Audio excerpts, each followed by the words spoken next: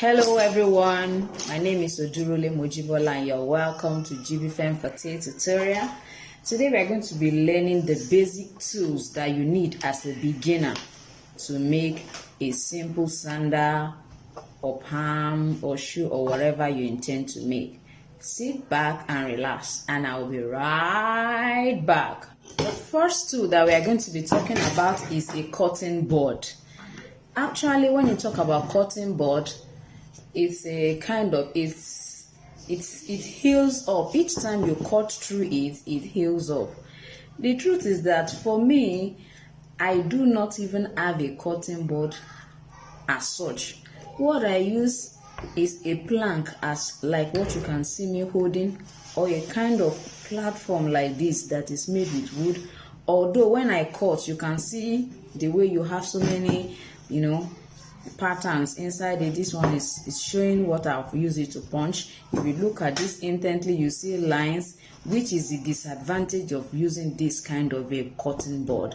So I will advise that for a start, you can decide to make use of a cutting board like this. You can get a plank and then use it as your cutting board. You can make use of a table. Probably you will just you ask those people into furniture work to actually make a table for you to sit and use as a cutting board, or you order for a cutting board online. You can actually order for it online. It comes in different sizes. You can order for it. Just ask for a cutting board, a rotary cutter cutting board, because those ones used to heal. If you cut through it heals up by itself.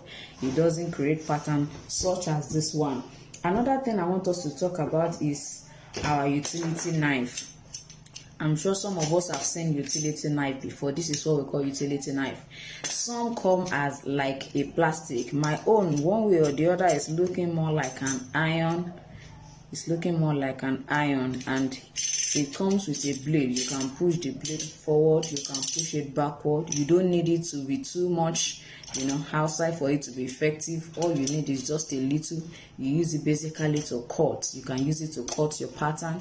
Probably after you have drawn the pattern, you can just use this to trace it out in case you don't want to use a scissors. If you don't want to use a scissors, you can use this. You can also use this to open your insole. Maybe you have finished making an insole and you need to cut it. You need to cut the insole. What you just do is you use this kind of knife. You use this utility knife to cut through it. That is what we call utility knife. The amazing thing is that you can change the blade. As you can see this one now, if this particular blade is no more as sharp as what I want, I can easily use my plier to cut it out. You see, I've cut it out. All you do is discard this so that it does not injure anyone around. So you discard it and you continue with it. When you are finally exhausted, as you can see, this is the last one here. If you can look, if you see the lines, you can see the slant lines. This is the last one here. So immediately I cut this one, it means I won't be able to use the utility knife again. But it has a replaceable blade. You can replace the blade. You can replace the blade. You can see it. You can replace the blade. All you need to do is just to look at your utility knife very well. This side, this back part, you remove it, as you can see. Then it will be easy for you to bring out this one. Let me show us. This one is in and this one is inside it this way. So what you need to do is remove this back. Remove it gently. Then you can bring out this one, and then you can replace it with a new one. You can replace it with a new one. Just put it. Don't forget, this one is into it this way. Be careful when you are replacing it so that you don't wound yourself. You can see what I have. Now I'm good to go. If I want to cut this leather, for example, if I want to cut this leather, all I need to do is to just, can you see the way it has cut it out neatly for me? So even if it's a pattern, you can easily cut through whatever pattern you make on it. That is utility knife. When you want to buy, just tell them you need a utility knife. Although I will suggest you go for this type. Those plastic utility knife, they are not as durable as these types.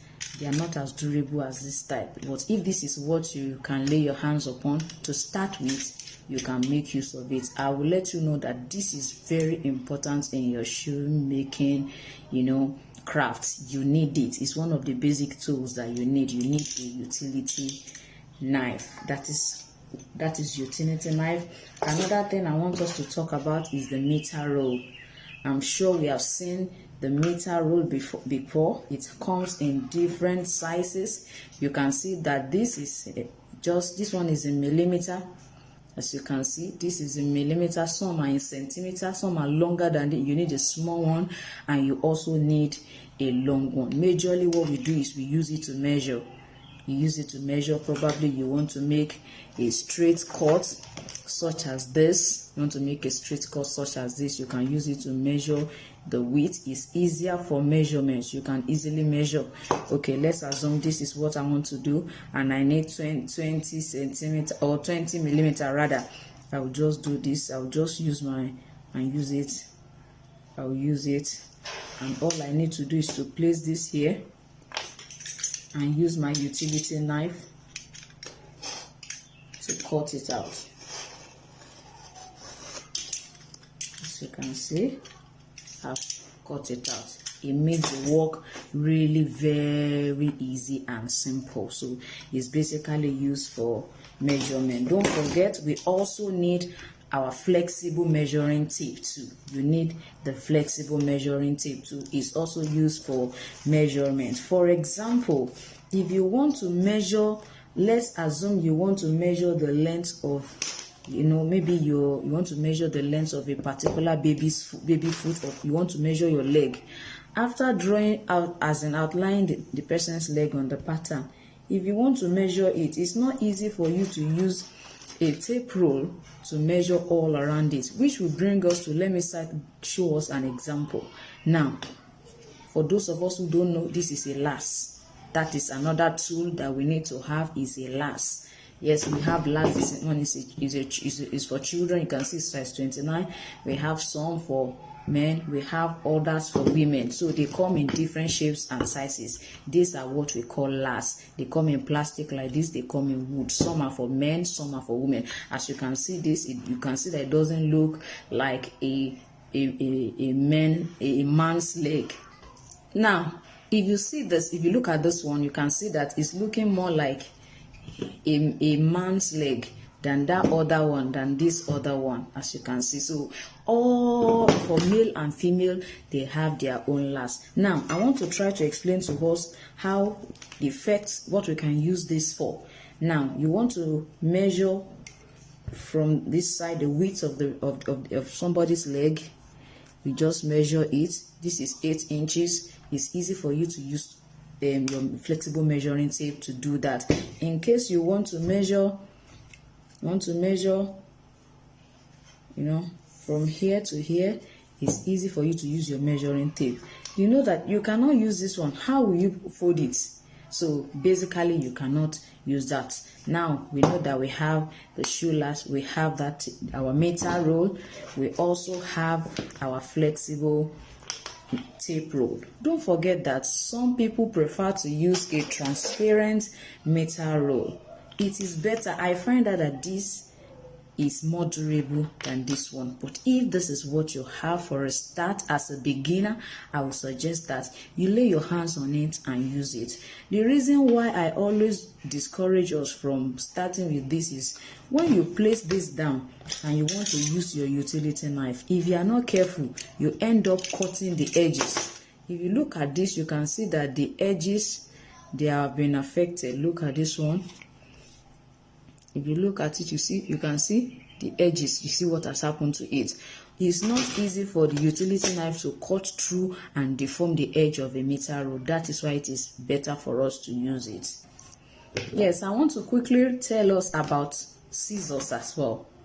For me, you can decide to buy any scissors that is convenient for you to hold, but as a beginner, I will suggest and employ us to buy 2 different scissors. The reason is that, one, if you use one scissors, by the time you start using it to cut the materials like cardboard, like Marco, I will still give us, a video on that as well. If you start using all those Marco, your cardboard, you start using one scissors for it, at the same time use that scissors to cut leather, it will be very difficult to cut. You can see that it's not cutting it conveniently, because I've been using it to cut Marco cardboard, and so it's not cutting it well. I find out that when you use it to cut cardboard and co, it's one way or the other make it difficult for you to use to cut leather. So I always employ beginners to make sure that you have 2 different scissors. Make sure that one is just for leather. The only thing you use one to cut is leather. Then the second one, you can use it to cut whatever thing you think you should cut. That is another tool I want us to know. Another basic tool that I want us to know about is sponge. You can see it comes in different sizes. You can see, that's why you hear they say, what size do you have? 0.2, 2.5. They are talking about the millimeter. They are talking about this diameter. That's what they are talking about when they are talking about the sizes. You can see this one now. This is the size is 9. This is 90. Yes, it's 9. It's 9 millimeter. This one is 9 millimeter. They normally write it on it. They write it on it. You can see 9 on this one. They write it on this. On this one, you can see 4. You can see 4 on this. You can see this one has 4. This one, each of them always have. This one is 1. This is 1 millimeter. So all of them usually have what we call sizes. So basically, for beginner, I will suggest that you get a size 2 millimeter and size 4. Get size 2 and size 4 for a start. When you go to the market, just ask for a punch. This is what we use to create, openings. When you see some sandals, after when they are making it, like this one now, this is what they use to, create this. They will create a hole here and a hole here as well. They will use it to perforate this side and perforate this side before they finally use the utility knife to actually cut through it. Another thing you can use your punch to do is, see these holes here. Can you see this perforated part where the buckle, this buckle rod enters? You are going to also make use of your punch to create those openings. Yes, the last thing I'm going to be talking about here, or second to the last, let me say second to the last and not the last, is our hammer. You can see it. What you need hammer for is, probably after you have actually finished like this, you hammer it all around. Just to hold it together before you finally have to, sand these edges. For these edges now, you will be needing a filing tool. This is a sander last for shoemaking. The difference between the sander last and the shoe last is the demarcation at the middle. You see the one on your right is the shoe last. The one I'm holding is the shoe last, and it has that demarcation at the middle, while the sander last has the big tool demarcation, that place I'm touching exactly, So this is a punching board. This is a punching board for shoemaking. This is a tape rule. We'll also be needing this. So this is a plier. This is a shoemaker pen. This is a shoemaker chuka. This is a marking tape. Alright, then this is a brush, shoemaker brush. This is a shoemaker brush. This is a shoe pattern drawn on an A4 paper. Alright, here's a hammer for shoemaking. So this is a knife for shoemaker knife. This is your shoemaker designer scissors. It's quite different from your normal scissors. You can see the rough edges, so this is quite different from your normal scissors. this is your normal scissors. That's what I'm holding right now. Okay, you can see the edges are smooth, unlike this other one, your designer scissors, that has the rough edges. Okay, what I'm holding now is a cardboard. All right, it's a cardboard paper. All right, we can also use this to draw patterns as well. All right, now this is a filing machine. All right, this is a filing machine, and what I'm holding now is this sharp, all right, used to file rough surfaces of your work. This is a filing machine. Okay, and this other one to my right now, the smoother one, is the smooth, okay, used for finishing. All right, so we get to see how these things work in subsequent classes. There is a particular hand filing tool that you can use to do this. There is also a machine as well that you can use, although I usually employ my students to start with something like this. Try and use something like this. This one is a sandpaper. Tell them you want a sandpaper from those people selling leather material. Buy sandpaper. You buy rough. Tell them you want rough, you want smooth. So the color can actually be this, and the color might actually be this. It could be black or this particular color. So buy smooth, buy rough. Just put rough on one side, put smooth on the other side, and you can easily use it to create what you want at this edge. All you need to do is you can use the rough side to first of all try to roughen it and make it a little bit okay. So when you are through with that, you go to the smooth part and use it to do what? To smoothen it. For this one, you can see the two sides are actually not smooth. One is rough, the other one is rough, so both of them are rough. There's no smooth one here, so please, you get a rough one and a smooth one. Just put it on a plank like this. You can nail it down. Even if you use ordinary gum to hold it, it will still stay on a plank like this, and you can use it to file your edges. You can use it to roughen your leather. You can actually use that. I believe with these few tools I've mentioned, you can kickstart your leather crafts. That is just the basic thing. This is not the only tools we use, but basically for you as a beginner, if you are going to the market, those things that I've mentioned, if you can get them, you can produce your footwear with them. If you don't have a last, you can make use of your leg for a start to last your shoe. You can make use of your leg. I want to believe you have enjoyed today's tutorial. Thank you so much for watching. See you next time.